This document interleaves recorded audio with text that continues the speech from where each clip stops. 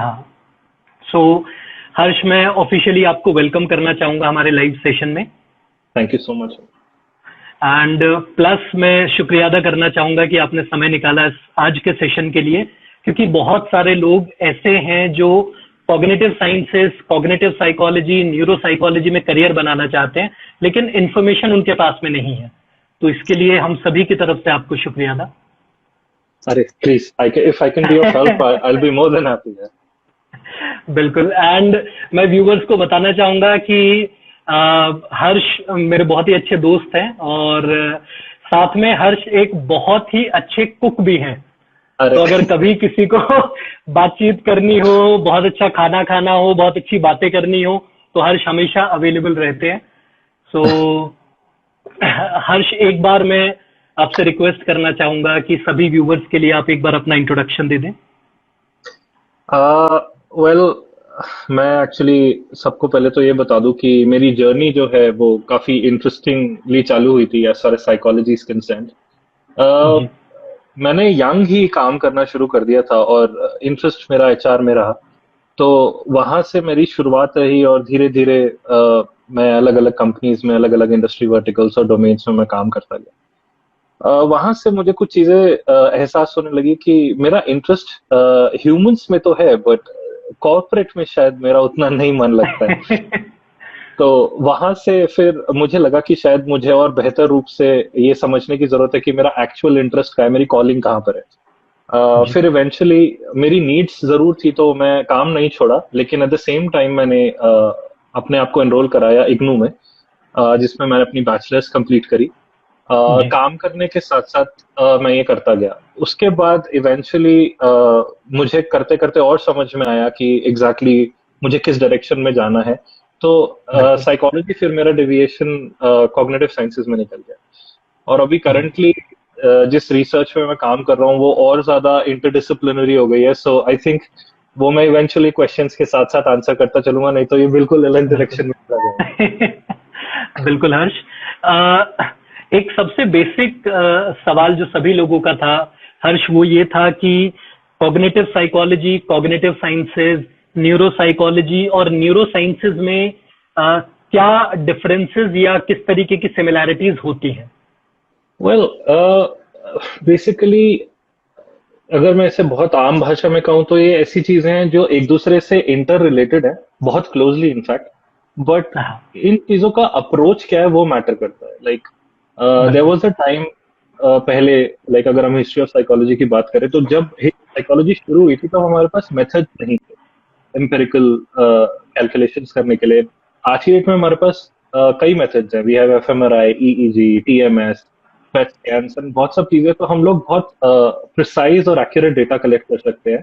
But उस time पे नहीं था, तो इवेंचुअली जब चीजें स्टार्ट हुई तो साइकोलॉजी बहुत ज्यादा बिहेवियरल एस्पेक्ट्स पे था, वो माइंड में चल रहा है उस पर फोकस नहीं करता था। इवेंचुअली एज आई सेड, जैसे जैसे रिसर्चेज होती गई, मेथड्स आते गए, लोगों को समझ में आने लगा कि बहुत सारी ऐसी चीजें हैं जो बिहेवियर कैप्चर नहीं करता।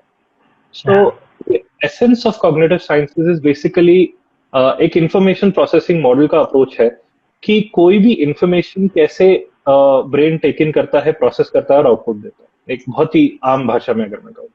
सो इसमें इस तरीके के टॉपिक्स पे बहुत फोकस किया जाता है, जैसे परसेप्शन है, अटेंशन है, एक्शन है, आपका प्लानिंग है, डिसीजन मेकिंग, ये सब कोर कंपोनेंट कॉग्निटिव।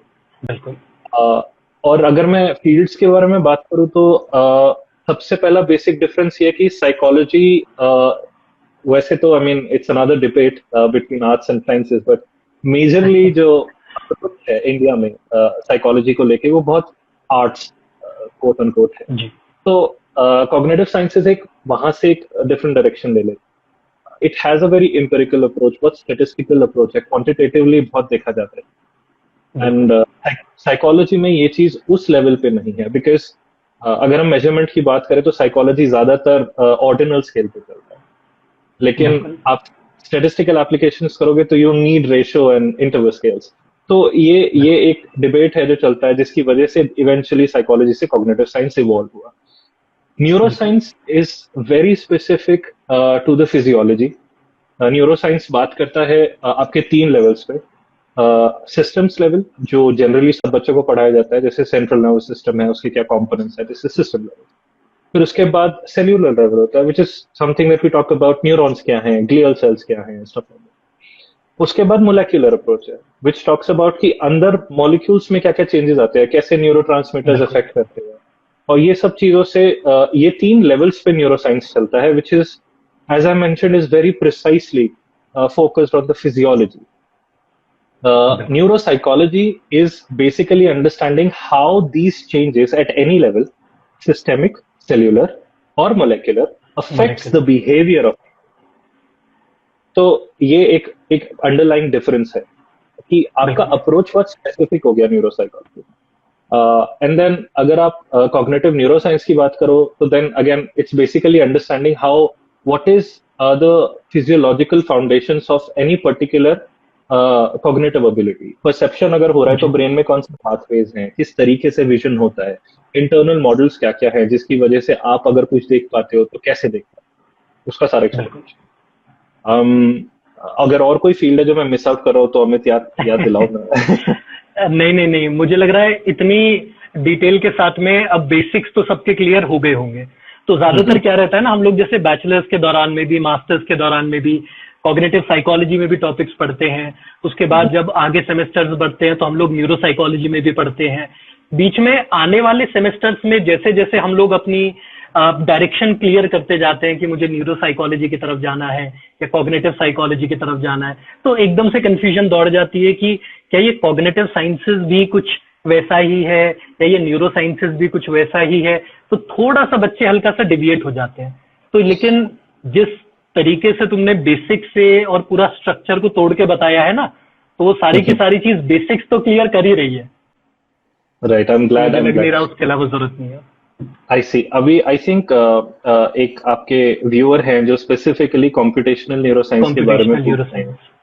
तो जी उनके लिए मेरा आंसर ये है बेसिकली कि कंप्यूटेशनल एस्पेक्ट जो है वो कंप्यूटर साइंस से बोरोड है। And computation basically means that you run a simulation. अब आप सिमुलेशन किस चीज का रन करोगे? मैं एक बहुत छोटा सा एग्जांपल देता हूँ। आप आपने एक हाइपोथेसिस क्रिएट किया कि आपकी जो रेटिना है उसमें जो सेल्स हैं वो कितनी लाइट पे एक्टिवेट होते हैं। अब ये चीज को मैथमेटिकली अगर आपको प्रेजेंट करना है, आपको समझाना है, तो आप कैसे करोगे? उस चीज के लिए प्रॉपर मैथमेटिकल कैलकुलेशंस होती हैं। उसके बाद एक कंप्यूटर प्रोग्राम्स होते हैं जिसमें आप पूरा प्रोग्राम करते हो, वो मैथमेटिकल इक्वेशंस आप पुट इन करते हो। अ, उसके बाद वो सिमुलेशन, वो प्रोग्राम रन करता है और आपको क्लैरिटी आती है कि ओके, ये जो मेरा हाइपोथेसिस था ये इस मॉडल पे फिट बैठ रहा है या नहीं बैठ रहा है। ये एक बहुत ही बिल्कुल बेसिक लेवल है समझने का कंप्यूटेशनल न्यूरोसाइंस का। In fact computational neuroscience as a whole is a part of computational biology, which is a relatively emerging field, because as I said अब हमारे पास टेक्नोलॉजीज हैं, अब हम काम कर हाँ सकते हैं।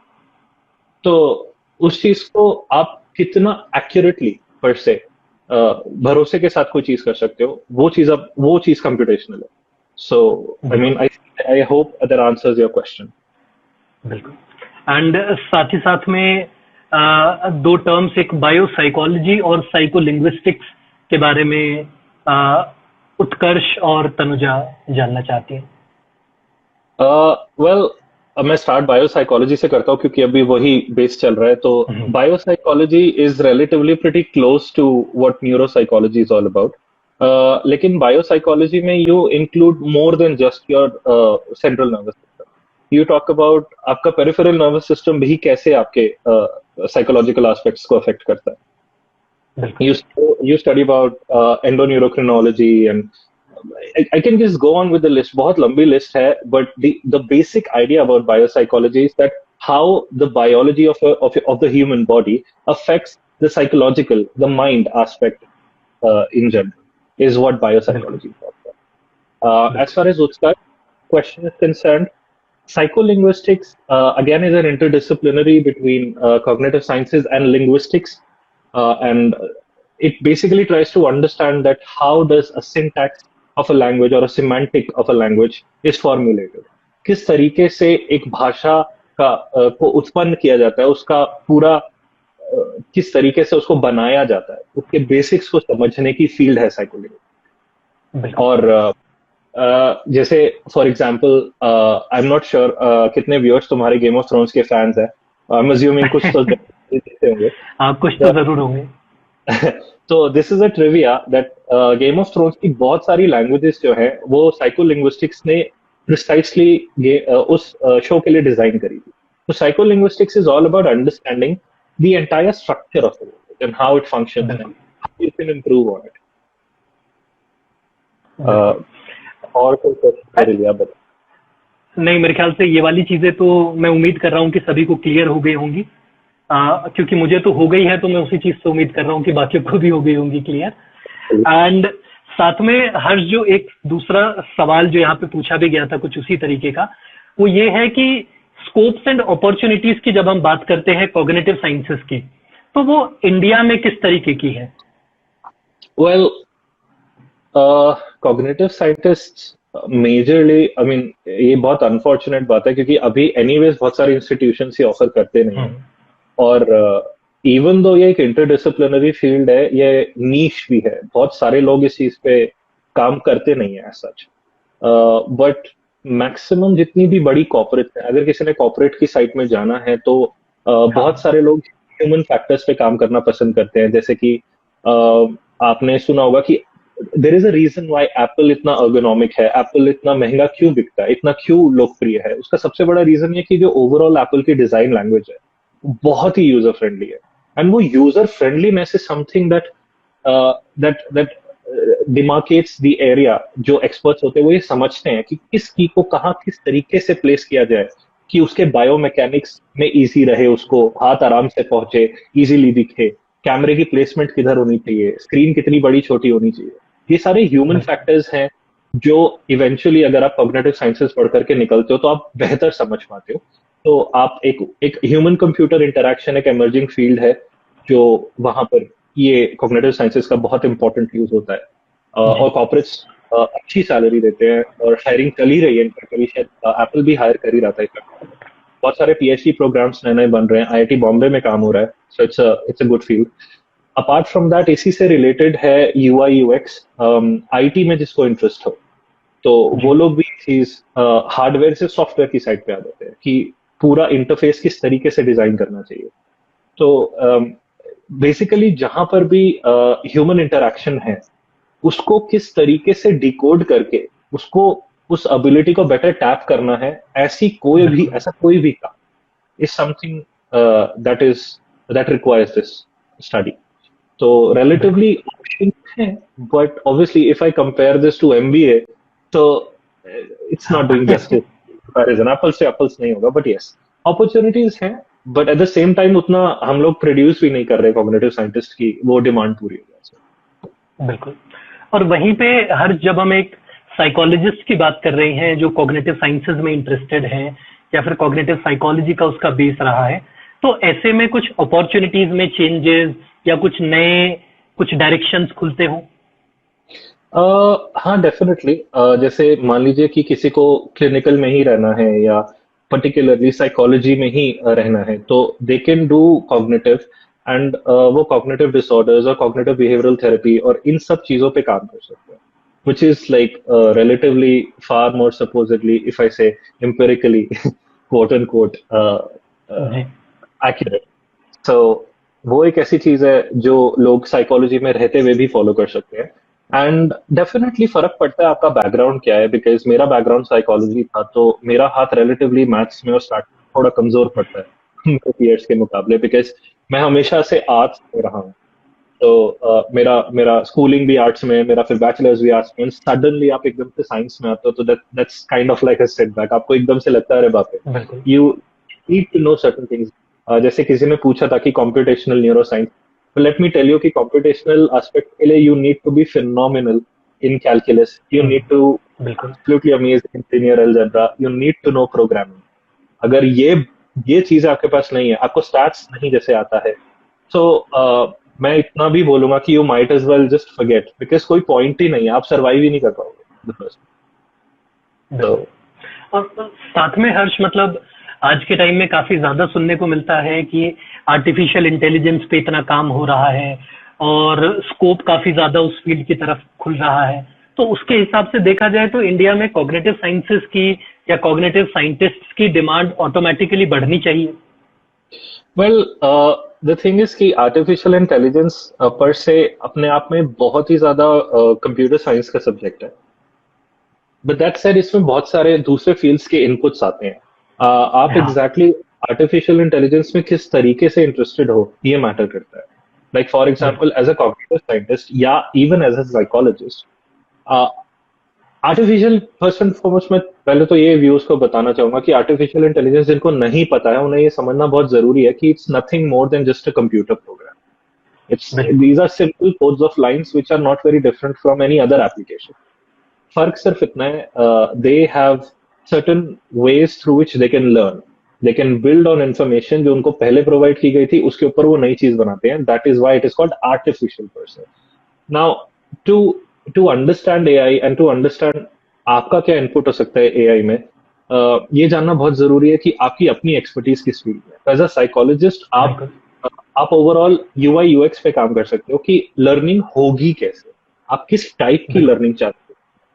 आप हेवियन लर्निंग चाहते हो, आप रीइंफोर्समेंट लर्निंग चाहते हो, आप और किसी दूसरे टाइप की लर्निंग चाहते हो। This is something which I think एक कंप्यूटर साइंटिस्ट से ज्यादा अच्छा एक साइकोलॉजिस्ट समझ सकता है या एक कॉग्निटिव साइंटिस्ट समझ बिल्कुल सकता है। बिल्कुल तो फ्रॉम अ रिसर्च पर्सपेक्टिव और फ्रॉम अ जॉब पर्सपेक्टिव वो इनपुट्स आपके रहेंगे इस particular field. Like nobody will ask you to code because वो आपका एरिया ऑफ एक्सपर्टीज नहीं है, बट दे विल सर्टेनली बिल्कुल आस्क यू कि आप किस तरीके से उसको स्ट्रक्चर कर सकते हो। So बिल्कुल that is their input in a field like machine learning or artificial intelligence as a whole. बिल्कुल। पहली बात तो मैं हर्ष ये बात कहना चाहूंगा आउट इन दी ओपन कि आई एम हाईली इम्प्रेस्ड। मतलब मैं और हर्ष हम लोग मतलब इतनी बार बैठ के बातचीत करी है हमने, पर कभी इस तरीके से मतलब मौका नहीं लगा है कि हम लोग कभी इतनी रिसोर्सफुली बातचीत कर सके, तो बेहतर तरीके से समझ सके कि एक दूसरे के पास में किस तरीके के रिसोर्सेज अवेलेबल होते हैं। तो जिस तरीके से सारी चीजें बता रही हो और इतने बेसिक्स में अभी मैं आ, शायद हाँ कल की बात है, कल हम लोग कुछ शायद एक मीटिंग थी किसी चीज की, तो वहां पे एक बात उठी रिसर्च आर्टिकल लिखने के ऊपर। तो एक व्यक्ति वहां पे कहते हैं कि एक रिसर्च आर्टिकल सबसे बढ़िया वो है जो आप एक 5वीं क्लास के बच्चे को समझा सके। अगर आप एक Exactly. 5वीं क्लास के बच्चे को नहीं समझा पा रहे हो कोई चीज, तो यानी कि कहीं ना कहीं बेसिक्स में आपके भी दिक्कत हो सकती है। तो ऐसे में जो एक साधारण लैंग्वेज भी आप इस्तेमाल कर रहे हैं, मतलब पूरी आप कोशिश कर रहे हैं, दम लगा रहे हैं कि सामने वाले को वो क्लियरली समझ में भी आए, तो वो कुछ ना कुछ मतलब आपके बारे में भी कहता है और बता रहा है कितना बेसिक्स और इंटरेस्ट और क्यूरियोसिटी आपकी फुलफिल्ड है एक तरीके से। सो उसके लिए तो मैं धन्यवाद भी नहीं कह सकता आज। Well, I just hope कि I mean जितना भी मुझे थोड़ा बहुत पता है उससे I mean व्यूअर्स को फायदा हो यार, बिकॉज आई नो जब मुझे कॉग्निटिव साइंस में जाना था तो मैं कितना स्ट्रगल किया था, मैं हाँ कितना इधर उधर भागा था और मुझे पता ही बिल्कुल नहीं। तो अगर शायद उस समय मैं इस तरीके का कुछ अटेंड करता और मुझे क्लैरिटी आती तो बहुत फर्क पड़ता। आई थिंक व्यूअर्स बिल्कुल। के बहुत सारे क्वेश्चंस है जो मैं शायद हाँ मिस किया हूँ, तो हाँ, उत्कर्ष के पास एक आया है कि if I have a good base of psychology and mathematics including calculus, तो but not computer as of now, will it be possible to enter MSc cognitive sciences और do I need to computer study computer as well? Well देखो, prerequisites होना important है, लेकिन इसका मतलब ये नहीं है कि अगर आपको आता नहीं है तो आप घुस नहीं सकते। That's like a very simple thing one needs to understand. बिल्कुल कंपटीशन अभी बढ़ता जा रहा है। लाइक जब मैंने कॉग्जेट दिया था, और इस पे I think I am assuming कि तुम बात भी करोगे कि कॉग्जेट क्या है और जी जी जी इंटर कैसे बिल्कुल। करते हैं। तो मैं थोड़ा सा ही बात करूंगा, बाकी इसको मैं सेव करूंगा लेटर हाँ हाँ के लिए। जी बट आइडिया सिंपल ये है कि आप डेफिनेटली एग्जाम दे सकते हो, एंटर भी कर सकते हो, लेकिन आपके दूसरे एस्पेक्ट्स इतने स्ट्रांग होने चाहिए कि वो आपको उस एग्जाम में से निकाल। बाकी एक ये चीज है जो मैंने थोड़ा सा खुद से सीखी है, जो मैं सभी को बोलता हूँ, चाहे वो व्यूअर्स हो या कोई और मेरे स्टूडेंट्स हो, तो मैं सभी को ये चीज बोलता हूँ कि warriors who sweat in peace don't bleed in war.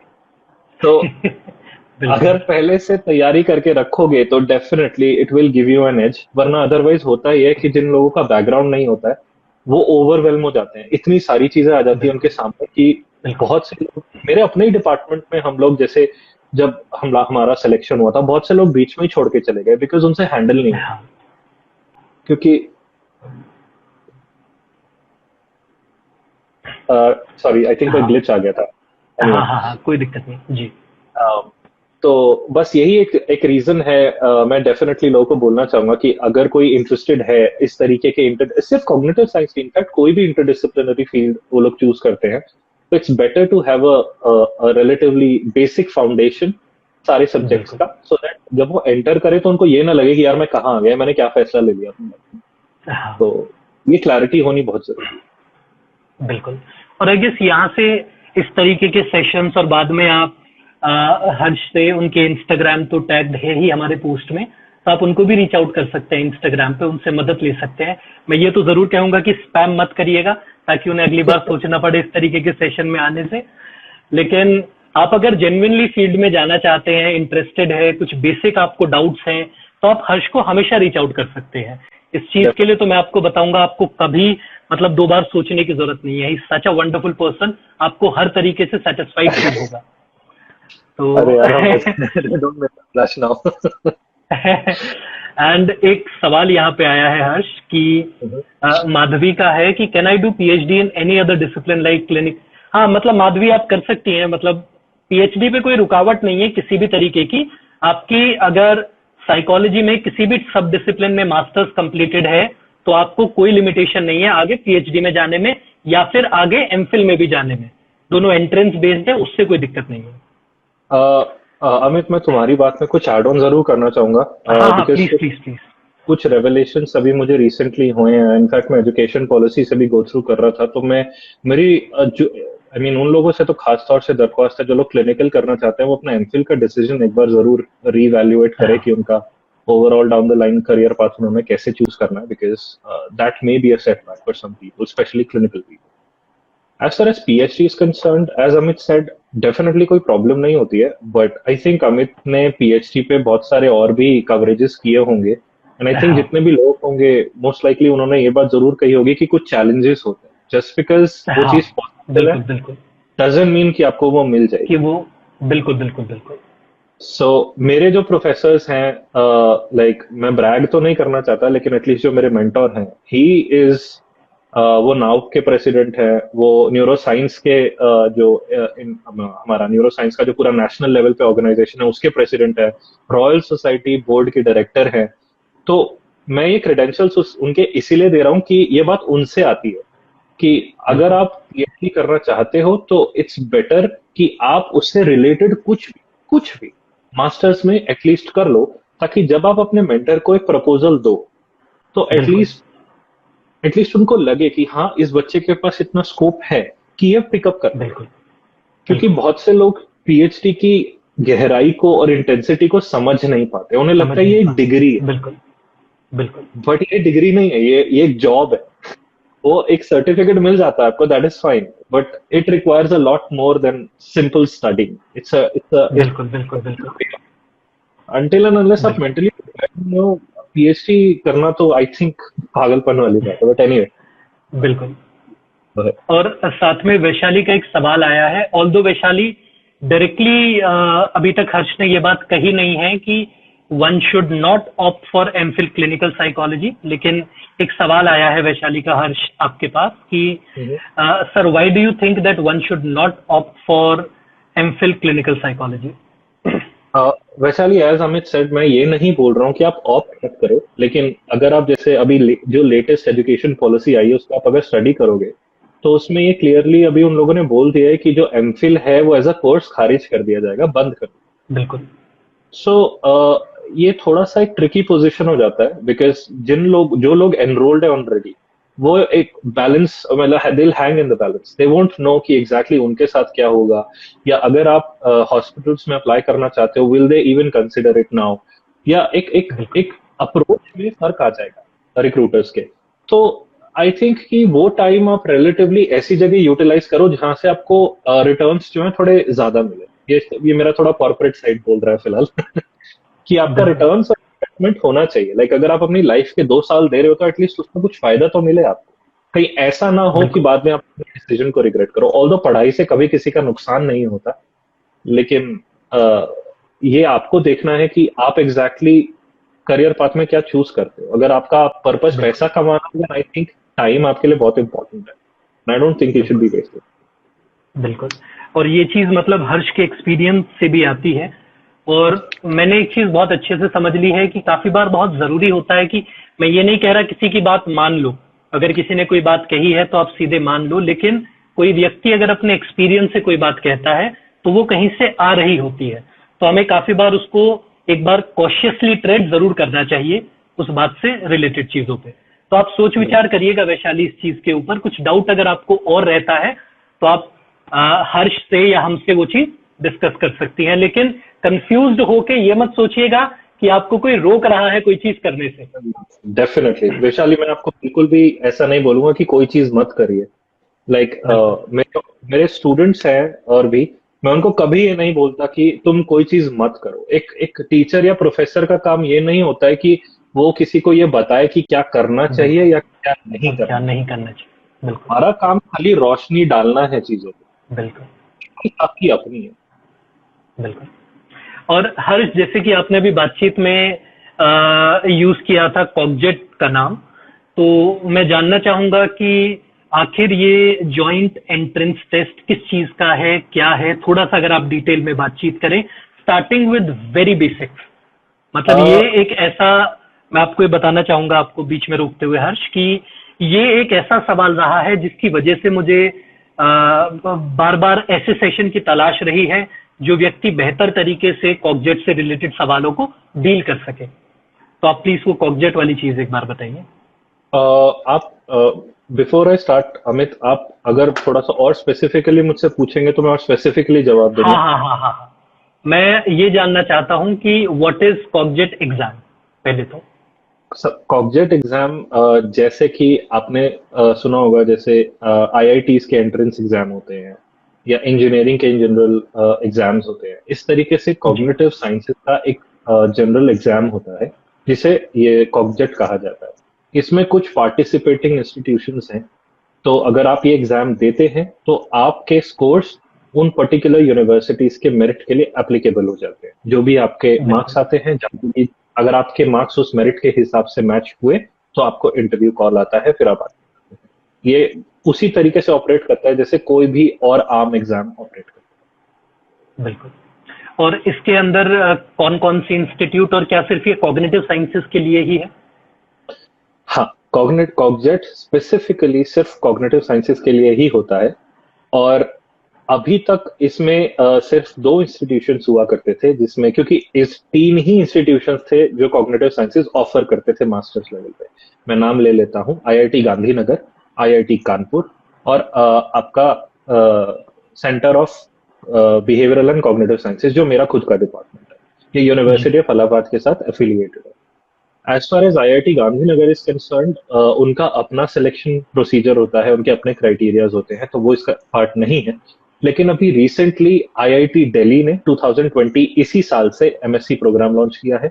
इसके अलावा पंजाब यूनिवर्सिटी, चंडीगढ़ यूनिवर्सिटी और कुछ और यूनिवर्सिटीज हैं जो मैं मिस आउट कर रहा हूँ, बट अगर हम देखेंगे कॉग्जेट का तो उसमें इंफॉर्मेशन बुलेटिन में वो अवेलेबल है कि कौन कौन सी बिल्कुल यूनिवर्सिटीज में वो ऑफर अब हो रहा है। तो कॉग्जेट उन सारी यूनिवर्सिटीज ने ज्वाइन कर लिया है, तो अगर कोई कॉग्जेट का एग्जाम देता है तो वो उन सबके लिए एप्लीकेबल। बिल्कुल। एंड साथ ही साथ में मैं ये जानना चाहूंगा आपसे हर्ष कि आपने जैसे कॉग्जेट का जब एग्जाम दिया था, तो बेसिकली अगर आप फर्स्ट स्टेप से लेके और फाइनल स्टेप तक अगर आप डिटेल्स बता सके इंक्लूडिंग सिलेबस, और कोई और चैलेंज अगर आपने फेस किया हो या रिलेटेड कोई इन्फॉर्मेशन उससे आप बताना चाहें। वही चीज, जैसे मैं ये पहले भी मैटर उठाया था कि कौन कौन से प्री रेक्विजिट्स हैं। तो जी तैयारी के पॉइंट ऑफ व्यू से, लाइक स्टार्टिंग फ्रॉम स्क्रैच, आपको सबसे पहले ये समझना पड़ेगा कि आप किस बैकग्राउंड से आते हो। एंड मैं ये अज्यूम करके चल रहा हूँ कि आप जिस भी बैकग्राउंड से आते हो आपका उस बैकग्राउंड में मास्टरी है। अगर आपकी मास्टरी नहीं है तो आपके लिए बस काम बढ़ जाएगा थोड़ा सा और, बिकॉज आपको वो सब्जेक्ट्स भी बिल्कुल। प्रॉपरली। कॉग्जेट जी in essence is a multiple choice question exam, and जो उसके साथ टिपिकलिटीज आती हैं उस टाइप के एग्जाम के साथ, वही सेम है और आपको वही सेम माइंडसेट के साथ उसे प्रिपेयर करना। बाकी जहाँ तक सवाल रहा सिलेबस का, अलग अलग यूनिवर्सिटीज अपने अलग अलग तरीके से सब वो देती हैं सिलेबस। पर मेरा एक जनरल रिकमेंडेशन सबको यही रहता है कि आप अगर पढ़ सके तो data structures and algorithm with if possible Python अगर आप पढ़ सके तो प्रोग्रामिंग लैंग्वेज, ये बहुत आपके लिए बेनिफिशियल रहेगा। साथ में मैथमेटिक्स में आपको कैलकुलस आना चाहिए, लिनियर अलजेब्रा आना चाहिए। इसके अलावा अरिथमेटिक तो आई थिंक सबको आता ही है, तो मैथ्स का कवरेज आपका वहां हो जाता है। साइकोलॉजी में 11th-12th की मैथ्स है, 11th। क्योंकि 10th के लेवल तक में आपको बहुत सारी ऐसी चीजें हैं जो यूज नहीं होती, लेकिन आपको मेट्रिसेस हैं, या इसके अलावा as I said linear algebra का बहुत बड़ा पार्ट है, उसमें बहुत सारे छोटे छोटे टॉपिक्स हैं। वो एनीवेज आप अगर आप एनसीईआरटी की बुक उठाएंगे तो आपको क्लैरिटी मिल जाएगी, तो आप उससे भी पढ़ लेंगे। लाइक वो अगर वो टॉपिक्स आपको कंसेप्चुअली क्लियर हैं, अगर आपको आते हैं, तो आई थिंक आपको प्रॉब्लम नहीं होनी चाहिए। That's like the basic part as far as maths is concern. So आपका कंप्यूटर साइंस कवरेज हो गया, मैथ्स हो गया। इसके अलावा साइकोलॉजी में, ऑल्दो मेरे एक्सपीरियंस में साइकोलॉजी का उस टाइम पे एक भी क्वेश्चन नहीं आया था पर से, not even one, and that took a toll on my score anyway, but nonetheless तैयारी करते हुए तो कर रहे थे, साइकोलॉजी पे भी काफी फोकस था आपका। हाँ था, बट मुझे एक्सपेक्टेशन नहीं थी कि साइकोलॉजी लाइक टिपिकल साइकोलॉजी से एक भी क्वेश्चन नहीं पूछा जाएगा। क्वेश्चंस पूछे गए थे न्यूरोसाइंस से या न्यूरोसाइकोलॉजिकल एस्पेक्ट से, तो वो बहुत ही ज्यादा, क्योंकि आईआईटी कानपुर पेपर डिजाइन करा था, सो इट वाज ऑब्वियस कि फोकस जो है बहुत एम्पेरिकल होगा, बहुत टेक्निकल होगा। और इनफैक्ट जो मैं धीरे धीरे इस पे भी आऊंगा कि हर यूनिवर्सिटी का अपना एक टेक है प्रोग्राम, तो मेरे डिपार्टमेंट का क्या टेक है, क्योंकि जिस तरीके की फैकल्टी होगी उसी तरीके का रिसर्च डेविएशन और इंजीनियरेशन होगा। तो आईआईटी गांधीनगर का अलग है, कानपुर का अलग है, इलाहाबाद का अलग है। सो इसी तरीके से उनके सिलेबस भी चेंज होते हैं, वो फोकस वहां करते हैं बिकॉज उनको वही टाइप के बच्चे चाहिए। सो ये साइकोलॉजी में अगर आप पढ़ के तो जाना पड़ेगा अगर आपको, क्योंकि स्कोप नहीं छोड़ना है तो साइकोलॉजी में सारी वही बेसिक चीजें, सोशल, ऑर्गेनाइजेशनल, पर्सनालिटी और क्लिनिकल, ये एक साइकोलॉजी के बच्चे को पता होगा क्या करना है। जो नॉन साइकोलॉजी के बैकग्राउंड करते हैं वो उसको उसी तरीके से प्रिपेयर करे जैसे वो प्रोबेबली नेट के लिए प्रिपेयर करते हैं, मतलब उतनी इंटेंसिटी से परहैप्स नहीं, बट एटलीस्ट इतना कि वो सब पॉइंट्स पे वो टच कर पाए, लाइक उन्हें पता हो कि एटलीस्ट कोई कार्ल यूंग बोले तो उनको ये ना लगे भाई ये आदमी है कौन, मुझे मालूम ही नहीं है कि कार्ल कौन है। तो एक ये इम्पोर्टेंट चीज है। बाकी इसके अलावा न्यूरो साइंस डेफिनेटली कवर करना चाहिए मेरे हिसाब से, एटलीस्ट बेसिक्स ऑफ इट तो जरूर करने चाहिए। पार्ट 1 और पार्ट 2 इस तरीके से कॉग्निटिव डिवाइडेड रहता है। पार्ट 2 में आपके ये सारे पार्ट्स आते हैं, computer science, maths, psychology, neuro science and ये सब मिक्स्ड रहता है। And stats, definitely, how can I forget stats. Stats में आपके and by stats I don't mean mean median mode, that's not going to happen। बहुत advance level पे पूछा जाता है। कॉग्जेट में शायद थोड़ा सा रिलैक्सेशन दे वो लोग, लेकिन as far as usage is concern बहुत हाई लेवल रहता है। You need to know parametric as well as non parametric quantitative statistics. So वो अगर आपको नहीं आता है, I would recommend go grab someone, पकड़ लो किसी को, समझो स्टैट्स, बिकॉज उसके बगैर ना गुजारा है और ना एंट्रेंस पॉसिबल। सही बोल रहा हूँ। ये तो आपका पार्ट 2 हो गया। Part 1 is pretty much like how your CAT exam is. उसमें reading comprehension, writing and again quant and related stuff, reasoning, ये सब चीजें रहती है। So as any typical Indian exam goes, इस तरीके का ही है। But the main subjects that I will recommend to people to follow, जो लोग नहीं जानते हैं, वो मैंने आपको बताया। बिल्कुल। और प्रतीक्षा, जो आप सवाल पूछ रही थी वो आप कॉग्जेट के बारे में, कॉग्जेट COGJET, यानी कि आपका cognitive science joint entrance test. साथ ही साथ में जो हर्ष अभी बात कर रहे थे, तो मैं वेबसाइट पे जैसे चेक कर पा रहा हूँ, तो जो पार्टिसिपेटिंग इंस्टीट्यूट्स हैं वो है एक तो जो हर्ष का इंस्टीट्यूट है, that is centre of behavioural and cognitive sciences, university of Allahabad. उसके बाद चंडीगढ़ यूनिवर्सिटी और triple IT Hyderabad, IIT Delhi, IIT Kanpur और पंजाब यूनिवर्सिटी। तो ये आपका कॉग्जेट 2020 के लिए, और मेरे ख्याल से शायद इसकी डेट निकल चुकी है जितना मुझे लग रहा है। ये मैं डेफिनेटली लोगों को बताना चाहूंगा, बिकॉज बहुत से लोगों को पता ही नहीं चल पाता और वो मिस कर जाते हैं। कॉग्जेट की रजिस्ट्रेशन दिसंबर में होती है, हाँ तो बहुत से लोग प्लान ही नहीं कर पाते। उनको लगता है अच्छा ठीक है, पहले हम अपनी मास्टर्स तो कर ले, फिर तो प्लान करेंगे। सो व्हाट हैपेंस, बिल्कुल। पूरा एक साल खिसक जाता है। हाँ, सो मैं जब बैचलर्स में था तो मैंने उसी टाइम पे ही मेरे को पता चल गया, तो थैंकफुली मैंने तभी रजिस्टर कर दिया। तो जब तक मेरी बैचलर्स कंप्लीट हुई मैंने मास्टर्स में एनरोल करा दिया। सो ये और चीज प्लीज। जी हर्ष प्लीज कंप्लीट करिए। मैं बस ये बोल रहा था कि इस चीज का ध्यान रखना बहुत जरूरी है। I think generally last date 31 दिसंबर तक रहती है। Admit cards most likely Jan and Feb starting तक निकल जाते हैं और मार्च आते आते पेपर्स हो जाते हैं और अप्रैल तक में इंटरव्यू कॉल्स आ जाती है। बिल्कुल। और जैसे कि अभी हर्ष बता भी रहे थे सिलेबस का, तो पार्ट 1 जो कि मतलब 3 घंटे का पेपर है, एमसीक्यू बेस्ड पेपर है और 2 पार्ट्स में डिवाइडेड है। पार्ट 1 पार्ट 2, जैसे आपका नेट जेआरएफ का पेपर होता है, पार्ट 1 जनरल हो गया, पार्ट 2 आपका थोड़ा सब्जेक्ट बेस्ड हो गया। तो पार्ट 1 जनरल एप्टीट्यूड में आपका quantitative reasoning, reading comprehension, data interpretation cover हो गया, और वहीं पे पार्ट बी यानी कि कॉन्सेप्चुअल अंडरस्टैंडिंग में आपका basic under graduate level maths, जैसे हर्ष बता रहे थे, स्टेटिस्टिक्स और एल्गोरिदम के कॉन्सेप्ट्स, साथ ही साथ में foundational principles of psychology, neuroscience, linguistics and philosophy.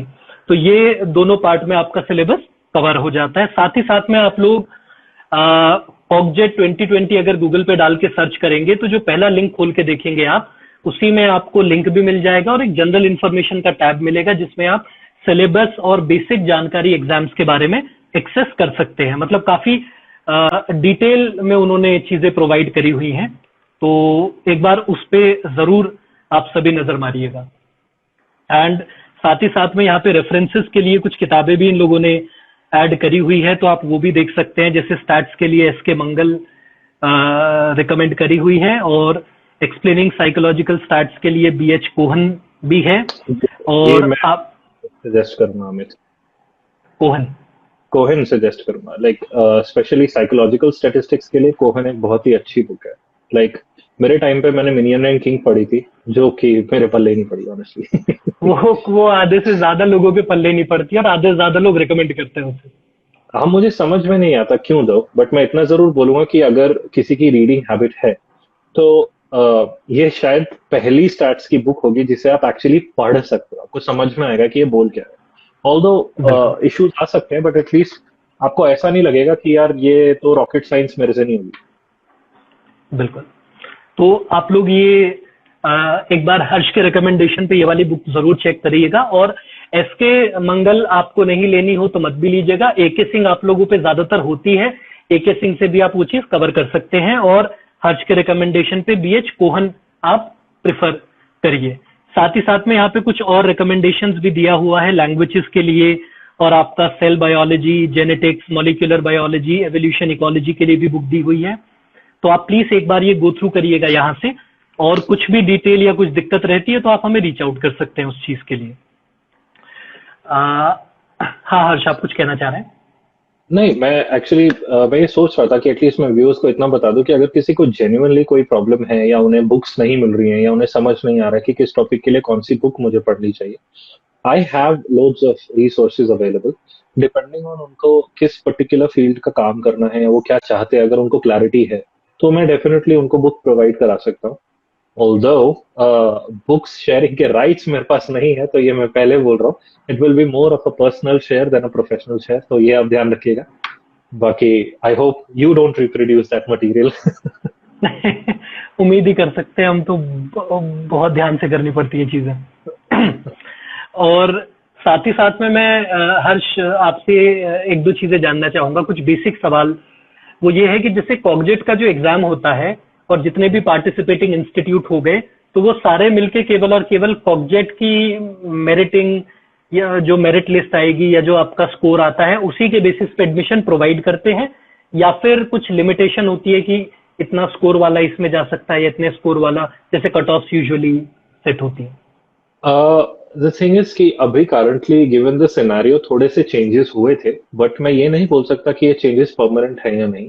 जैसे करंटली एटलीस्ट मेरे डिपार्टमेंट में जिन लोगों ने भी कॉग्जेट दिया था, सबके लिए इंटरव्यू बाय डिफॉल्ट है, जिसने भी क्लियर कर लिया है। तो एक बिल्कुल। बेसिक अमाउंट ऑफ नंबर अगर आपके हैं, तो आप इंटरव्यू के लिए क्वालिफाई कर जाते हो। अगर अगर आप पास ही नहीं हुए एग्जाम में तो इट्स गेम ओवर। बट अगर आप पास कर गए बिल्कुल। एग्जाम में, तो हर यूनिवर्सिटी का अपना सर्टेनली एक कट ऑफ होता है। लेकिन पैंडेमिक की सिचुएशन की वजह से या किसी और रीजन की वजह से इंस्टीट्यूट अपने खुद के नॉर्म्स निकाल सकता है, वो आपको एट द टाइम पता चलेगा। जैसे लास्ट टाइम मेरे टाइम पे आईआईटी कानपुर की मेरिट लिस्ट जो थी, I think if I remember correctly 62 की थी। तो किसी के भी 62 या उससे ऊपर थे, तो उनको इंटरव्यू कॉल आया था। जिनके नीचे थे उनको कॉल ही नहीं आया। सो बिल्कुल। लेकिन एक चीज मैं व्यूअर्स को जरूर बोलूंगा कि as far as interviews are concerned, आपको मैं इतना जरूर बता दूं कि जो भी चीज आपने करी है उसमें आपकी मास्टरी होनी बहुत इंपॉर्टेंट है, क्योंकि वो उनको भी बिल्कुल। पता है कि आपको नहीं आता कॉग्निटिव। वो आपको उस चीज के लिए ग्रिल नहीं करेंगे जो चीज आपको आती ही नहीं। तो बिल्कुल। प्लीज मेक श्योर कि जो भी आपका फील्ड है, जो कोई भी हो, चाहे आप फिजिक्स से भी आ रहे हो, डजेंट मैटर, लेकिन एटलीस्ट आपको पता होना चाहिए कि आप क्या पढ़ के आए हो। अगर आप वहां क्लूलेस चले गए, तो अगर आपके टॉप भी आपने कॉग्निट किया, वो आपको नहीं लेंगे। ये मेरा पर्सनल बिल्कुल। एक्सपीरियंस है, जो मेरी बात हुई है, जो मैं समझा हूं अभी। जैसे मैं एक जगह फंबल कर गया था, तो मुझे नहीं समझ में आया, मेरा माइंड ब्लैंक हो गया, तो मुझे क्लैरिटी नहीं आई उस इंटरव्यू में, and I lost the interview. मेरे नंबर से कोई बिल्कुल। फर्क ही नहीं पड़ा। तो ये मैं जरूर बोलूंगा कि आई मीन एंजाइटी मत रखिएगा उस चीज को लेकर के, बट मेंटली उस चीज के लिए प्रिपेयर्ड रहना कि वो लोग आपसे वही सवाल पूछेंगे जो आपको आता है। अनलेस आप बिल्कुल। ओवर स्मार्ट बन रहे हैं और आप नॉट करेंगे, तो पकड़े जाएंगे डेफिनेटली, बिकॉज ये बिल्कुल। कॉर्पोरेट का इंटरव्यू, ये बहुत ही एजुकेटेड और वेल लर्नेड लोग हैं, जो बच्चों को पढ़ा पढ़ा के निकाल रहे हैं, उनको नब्स पता होती है, वो एकदम पकड़ लेंगे आपको। बिल्कुल। तो बिल्कुल। बिल्कुल। और ये बात आपने बिल्कुल ठीक कही है हर्ष, की काफी बार है ना, हम लोग मतलब वेल प्रिपेयर्ड भी हो, कितने अच्छे मार्क्स कितने अच्छे सिक्योर करे हो, काफी बार शायद अंदर जाने के तरीके से, या जो फर्स्ट फीलिंग, जो फर्स्ट हम लोगों ने परसीव किया पूरा का पूरा पैनल को, उस चीज की वजह से काफी बार एकदम ब्लैंक हो जाएंगे या एकदम स्ट्रक होके रुक जाते हैं, समझ नहीं आता है। तो मैं अपने मास्टर्स का जब एडमिशन देने गया था, तो मेरा एमए साइकोलॉजी नॉर्थ कैंपस का तो बहुत अच्छा इंटरव्यू रहा। फिर साथ में मैंने अप्लाइड साइकोलॉजी साउथ कैंपस का भी दिया। तो जब मैं अंदर घुसा, तो मैं एकदम पीछे से दरवाजा बंद ही कर रहा था, इतने में मेरे से कुछ कहा उन्होंने। तो अब मुझे एकदम से मतलब मैं समझ नहीं पाया क्या कहा, तो मैं रिस्पॉन्ड भी नहीं कर पाया। एकदम से बैठा तो उन्होंने सवाल पूछ लिया, व्हाट इज एनपीसी। अब मैं एग्जाम क्लियर किया था, मार्क्स अच्छे थे, तो मेरे को मतलब कॉन्सेप्ट तो पता था कि भाई नॉर्मल प्रोबेबिलिटी कर्व, पर मुझे ये ध्यान नहीं आया कि ये एनपीसी से नॉर्मल प्रोबेबिलिटी कर्व पूछना चाह रहे हैं। और मैं एनपीसी पे ही अटक गया। आप यकीन नहीं मानेंगे, मेरी लाइफ का वो इतना गंदा इंटरव्यू था। मैं बस यही सोच रहा हूँ, एनपीसी, नर्चरेंट, एनपीसी। तो काफी बार मतलब आप कितने ही समझदार क्यों ना हो, आप कितने ही वेल प्रिपेयर्ड क्यों ना हो, आपको जरा सी से जरा सी चीज भी मतलब फंबल कर सकती है, अगर आप मेंटली प्रिपेयर्ड ना हो कि इस तरीके की चीज हो ना, नेचुरल है, you just move on. Exactly exactly. Thankfully अब लोग के पास ऐसा नहीं है कि सिर्फ दो या तीन ऑप्शंस हैं, बहुत यूनिवर्सिटीज आ गई हैं। तो हाँ। आई बिल्कुल। थिंक लोग होपफुल हो सकते हैं, कॉन्फिडेंट हो सकते हैं कि चलो ठीक है, यहाँ नहीं भी होता, at least I can focus on this one. हाँ। बिल्कुल। और साथ ही साथ में हर्ष, मैं जानना चाहूंगा कि ये पूरे के पूरे कॉग्जेट के प्रोग्राम्स में कुछ नंबर ऑफ सीट्स का अंदाजा है आपको कि ओवरऑल किस ये तरह की रहती है? ये डिपेंड करता है। सो फार अभी तक एटलीस्ट जिन इंस्टीट्यूशंस में मेरे को था, इट रेंजेस बिटवीन लाइक कम से कम मैंने 5 से 7 लोग देखे हैं, और ज्यादा से जी। ज्यादा मैंने अराउंड 18, 19, 20 लोग देखे हैं। तो आप यही मान करके चलिए कि अगर इनटेक अच्छा है, तो मैंने 20 से बड़ा बैच किसी यूनिवर्सिटी में अभी तक तो नहीं देखा। अभी ये नई बिल्कुल। यूनिवर्सिटीज कितने बड़े बैच निकालेंगी, ये मैं कह नहीं सकता, बिकॉज ये हमारे लिए भी एक फर्स्ट एक्सपीरियंस है, हमें भी नहीं पता। पर एटलीस्ट ये बिल्कुल। तीन जिनकी मैंने बात करी, सीबीसीएस, आईआईटी कानपुर और आईआईटी गांधीनगर, इन तीनों में रिलेटिवली इनटेक कम रहता है। सीबीसीएस फिर भी बिल्कुल। थोड़ा सा अकोमोडेटिंग है, लेकिन कानपुर और गांधीनगर बिकॉज आईआईटीज हैं, और इनके अपने नॉर्म्स और स्टैंडर्ड्स हैं, तो ये लोग बहुत बहुत डिफिकल्ट होता है इनमें। कानपुर में तो खास और तौर से यू नीड टू हैव जी अ जी हायर जी जी। प्रोग्रेस। साथ में हर जो ओवरऑल पबजेट का फीस होता है एग्जाम का, साथ ही साथ में पूरे प्रोग्राम की फीस के बारे में अगर आप थोड़ा सा आइडिया दे पाए। Again this is university specific. इन तीनों यूनिवर्सिटीज में सबसे ज्यादा कॉस्ट एफिशिएंट, सॉरी, सीबीसीएस है, जिसका ओवरऑल फीस मैंने जो पहले साल का भरा था वो 1800 समथिंग था। That is it. बिल्कुल। बिकॉज और ये पूरे एक साल का है कवर्ड? ये पूरे एक साल का फीस है 1800-1900 रुपए, अगर कुछ टैक्स वैक्स लग के एट मैक्स तो 2,000, नॉट मोर देन दैट। यहाँ पे प्रॉब्लम अगर कहीं लोगों को आएगी, अगर वो भी जानना चाहते हो तो मैं बता दूंगा, क्योंकि यहाँ इलाहाबाद का तो मेरा पूरा एक्सपीरियंस है, तो मैं बता सकता हूँ कि वहाँ पे क्या है क्या नहीं है। अगर वहाँ एक्सपेंडिचर होता है तो वहाँ पे रहने का होता है, बिकॉज यूनिवर्सिटी ऑफ इलाहाबाद के hostels, let's just say, are not very good. So IITs में ये चीज चेंज हो जाती है। आईआईटीज के कैंपसेस बिल्कुल। बहुत अच्छे हैं, वेल डेवलप्ड हैं, ऑर्गेनाइज्ड हैं, तो वहाँ की कॉस्ट भी फिर उस हिसाब से है। लाइक गांधीनगर और बिल्कुल। कानपुर की जो कॉस्ट है वो शायद, I am not absolutely sure, लेकिन ये इन्फॉर्मेशन उनकी वेबसाइट पे अवेलेबल है, बट डेफिनेटली आप you are looking at a figure which is more than 50,000 rupees. आप लाख रुपए के ये आसपास के पर ईयर मान, की। हम्म। अप्रोक्सीमेटली समवेयर यहाँ आकर के बैठता है कि पूरे कोर्स जो है आपका 1 लाख से 2 लाख के बीच में कंप्लीट होता बिल्कुल। और साथ में एक सवाल यहाँ पे आया है कि प्राइवेट यूनिवर्सिटीज को लेके है। तो पूछ रही हैं कि are they any good if we can enrol in some private university for the course? Well, actually सबसे बड़ा प्रॉब्लम प्राइवेट के साथ ये होता है कि उनका अपैरेंट रेपुटेशन क्या है। लाइक कुछ कुछ की रेपुटेशन अच्छी है, लाइक बिट्स पिलानी है, इट इज फॉर एग्जांपल, या आपका एनआईटी है, या there are several institutions which may be deemed, which may be private. तो जो प्योर गवर्नमेंट ऑर्गेनाइजेशंस नहीं होती हैं उनके साथ रेपुटेशन का इश्यू होता है। सो कॉर्पोरेट्स में अगर आपको जाना है तो that can be an issue, because campus placements relatively इस टाइप के कोर्सेज की बहुत कम होती है। सो दैट्स अ चैलेंज, ये चीज का ध्यान रख के चलना चाहिए। बाकी thing with a field like cognitive sciences that आपको ये जानना बहुत जरूरी है कि आपका ओरिएंटेशन क्या है और आपको कहाँ जाना है अपनी लाइफ में इस करियर को लेकर के। तो अगर आपको वो क्लैरिटी नहीं है तो फिर मैं आपको गाइड भी नहीं कर पाऊंगा, लेकिन अगर आपको क्लैरिटी है तो बिल्कुल। फिर मेरा आपको रिस्पॉन्स ये है कि आप ये देखिए कि फैकल्टी अच्छी कहाँ, क्योंकि वैसे ही लोग बहुत कम है इस फील्ड में। तो आपको जो भी रिसर्च करना है, मास्टर्स थीसिस अगर आप करेंगे, जैसे मेरे मेरे डिपार्टमेंट में सबके लिए मैंडेटरी है। अमित, तुम्हारे डिपार्टमेंट में सिर्फ आई थिंक टॉप कुछ परसेंटेज ऑफ पीपल 20। को। हाँ, 20 ही लोगों सो को। हाँ, सो मेरे यहाँ है ही 20 लोग, तो सभी को करना होता है। हाँ। सो अब मेरे को मान लीजिए, जैसे अभी तक किसी ने बहुत इम्पोर्टेंट और बहुत सारे वो एरियाज हैं कॉग्निटिव साइंसेज के जो लोगों ने अभी तक पूछे नहीं, बट मैं समझ भी सकता हूँ क्योंकि उनको पता ही नहीं है, बट मैं अपना एरिया बता देता हूँ। I work on intentions, and मेरा अल्टीमेट एम है ब्रेन कंप्यूटर इंटरफेसेस पे काम करने का। So as the name suggest, brain computer interface where you could link your brain to the computer, and उसके बहुत सारी एप्लीकेशंस हैं। I will delve into it अगर कोई व्यूअर पूछता है उसके बारे में तो। बट आइडिया ये है कि क्योंकि मुझे ये करना था तो मुझे कोई ऐसी फैकल्टी चाहिए थी जो इस काम से कुछ एटलीस्ट रिलेटेड तो कुछ करता हो। लाइक क्या बिल्कुल। फायदा कि मैं कहीं प्राइवेट में एडमिशन ले लूं, ना वहां पे इक्विपमेंट्स हैं, ना वहां पे फैकल्टी, तो मैं डिग्री लेके एक तो मैं बिल्कुल। पैसे भी भर दूं प्राइवेट वाले, फर्स्ट एंड फॉरमोस्ट, बिल्कुल। उसके बाद मेरा रिटर्न ऑन इन्वेस्टमेंट भी मुझे ना मिले। तो मैं बिल्कुल। ये तो नहीं कह सकता कि प्राइवेट यूनिवर्सिटीज बेकार होती हैं, बट मैं ये जरूर बोलूंगा कि आपको ये समझना बहुत जरूरी है कि प्राइवेट यूनिवर्सिटी का आपको रिटर्न मिल कितना है, आपको फायदा बिल्कुल। क्या हो। सही बात। मैं अपने डिपार्टमेंट की बात करूं तो हमारे डिपार्टमेंट में एफएमआरआई है, जो आईआईटी कानपुर और गांधीनगर में भी नहीं है। तो मान लो अगर आपको ऐसी स्टडी करनी है जो कि एफएमआरआई बेस्ड है, आप करोगे क्या? कौन सी प्राइवेट यूनिवर्सिटी आपको प्रोवाइड करेगी? आपका ऑप्शन ही खत्म हो बिल्कुल। जाता है ना। बिल्कुल। या तो फिर आप अपना सपना मार दो कि भाई मुझे इस टेक्निकल फील्ड में काम करना है, भाई वो तो पॉसिबल ही नहीं है। तो जो वो कराए आप वो कर लो।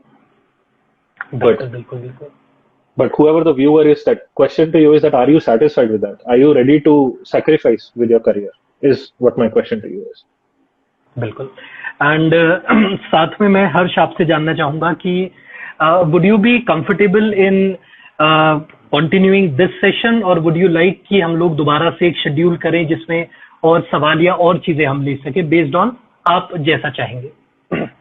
It really depends, I mean जो आपके और व्यूअर्स के कंफर्ट में हो, because I specially made time today ताकि मैं जितना हेल्प कर सकूं मैं करूं। तो अगर आप ये तो फिर हम कंटिन्यू हाँ कर हाँ सकते हैं। बिल्कुल, मैं इसे कंटिन्यू कर लेता हूँ। साथ में मैं एक बार हम लोग कुछ देर में ये वाला सेशन बंद करके दोबारा से सेशन स्टार्ट करेंगे। आप लोगों से रिक्वेस्ट रहेगी कि आप वहां पे मुझे और हर्ष को ज्वाइन इन करें। साथ ही साथ में अभी मैं रिक्वेस्ट करना चाहूंगा, हम लोग इतने थोड़ी जान पहचान कर रहे हैं जो कुछ टाइम नहीं मिले हैं, तो आप लोगों से रिक्वेस्ट है कि एक बार प्लीज आप फीडबैक जरूर दें हर्ष को कि अभी तक सेशन कैसा लगा आपको, मतलब सेशन कैसा लगा। सेशन तो अच्छा ही है, पर अपने फीडबैक आप फिर भी दीजिए कि आपको कैसा लगा। तो थोड़ा सा मतलब हम लोगों को भी अंदाजा रहता है कि किस तरीके की रिक्वायरमेंट्स बच्चों को या किस तरीके की जानकारी ज्यादा मतलब पसंद आ रही है एक तरीके से। अभी भी मतलब जितना मैंने हर्ष अंदाजा लगाया इस चीज का, अभी तक हम लोगों में भी मतलब साइकोलॉजी फील्ड में भी बहुत ही कम ऐसे बच्चे हैं जो कॉग्निटिव साइंसेस की तरफ इंक्लाइंड होते हैं, और कुछ अगर इंक्लाइंड भी होते हैं तो वो इंफॉर्मेशन सफिशिएंट ना होने की वजह से वो कुछ और टिपिकल ट्रेडिशनल चीज ले लेते हैं, जैसे क्लिनिकल साइकोलॉजी ले ली, काउंसलिंग में चले गए, या फिर ऑर्गेनाइजेशनल बिहेवियर की तरफ मुड़ गए। तो साथ में उत्कर्ष जी बताइए प्लीज। उससे पहले अमित, आई थिंक ये क्वेश्चन मैं आंसर नहीं कर पाया था। उत्कर्ष के बाद ही user name stagnant potato, that's interesting. उन्होंने ये हर्ष अगर आपको ठीक लगे तो ये वाले सवाल हम लोग अगले वाले सेशन में ले लें, क्योंकि बीच में आपका जवाब डिस्टर्ब हो जाएगा, सेशन अपने आप बंद हो जाएगा। तो आप एक बार देख लीजिए सवाल, और हम लोग सेशन स्टार्ट करते ही हम लोग उस पर ले लेंगे। मैं एक बार इसको देख लेता हूँ किसने क्या क्या पूछा हुआ है।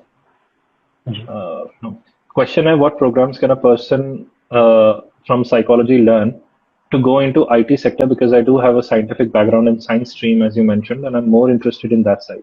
ठीक है, I will definitely talk about it. इसके अलावा can I do PhD in any other discipline? अच्छा, ये तो आपने कवर कर लिया था। Where cognitive science or psychology is offered? That's actually a very broad question, Krishna. So what do you think?